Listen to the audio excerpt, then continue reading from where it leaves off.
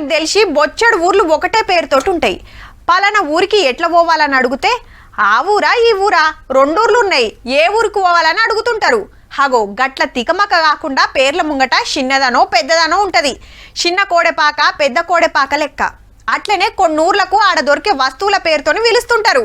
ఇట్లా షానూర్లే ఉంటాయి. అండ్ల గిదోటి. ఏ ఇంటి చుట్టూ చూసినా రాళ్ళు వేరుచున్నాయి ముద్దుగా. అడ్డుగోడలవ్వే పారిగోడలవ్వే. ఇండ్లకు పసుల కొట్టాలకు ఆఖరికి పొలాల చుట్టూ సుత సల్పరాళ్ళేపో. సిద్దిపేట జిల్లా జనగామల శాన మటుకు రాళ్లే అడకం చేస్తుంటారు. గందుకే రాళ్ల జనగామ అని పేరు పోయింది. దీనికో లెక్కుంది. ఇదే జిల్లాల ఇంకో జనగామ ఉన్నది. రెండూర్ల పేర్లు ఒక్క తీరే ఉండే వరకు ఈ ఊరు రాళ్లకు ఫేమస్ అని దీన్ని రాళ్ల జనగామ అని పిలుస్తుర్రన్నట్టు.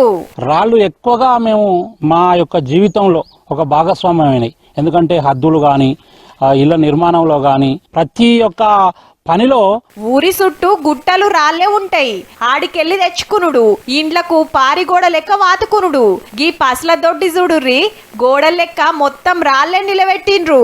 నిన్ని ఆల్టి సంది కాదు, ఏండ్ల కంచెలి అన్నిటికీ రాళ్లే ఆడకం చేస్తుర్రు ఊరోళ్ళు. పెంకుటిండ్లు గుడిసెల చుట్టే కాదు, పెద్ద బంగ్లా కట్టుకున్న రాళ్లతోని పారిగోడు ఉండాల్సిందే. పంట పొలాల చుట్టూ సుతరాళ్లే. జీవాల నుంచి పంటలను కాపాడుకునే ఇకమత్ అన్నట్టు. విలేజ్ లో అవి అద్దుల కింద పెట్టుకుంటారు. కోతుల గురించి కూడా ఉన్నాయి ఒక సేఫ్టీ. అవి అట్లా అనేది అద్దులు అట్లే ఉండిపోయినాయి. అప్పటి నుంచి ఇప్పటి వరకు అట్లా ఉన్నాయి. కంటిన్యూ అట్లే ఉంటాయి. ఇండ్లు పంట పొలాలకు హద్దులుండాలని రాళ్లే వాతేదట. మళ్ళా వెనకట పసులు బగ్గుండేదట ఊర్లా. అవి ఎటువోకుంటూ ఉండాలని ఇట్లా రాళ్లతోని కొట్టాలు కట్టేదట.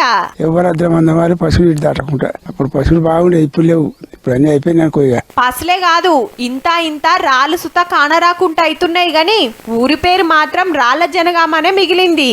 కానీ ఏ ఊర్లనైనా ఇండ్లు పొలాలకు ఆడాడ హద్దురాళ్ళు వాతుతారు గాని ఈడ చుట్టూ వరుసగా వాతుడే గమ్మతున్నది పోర్రి.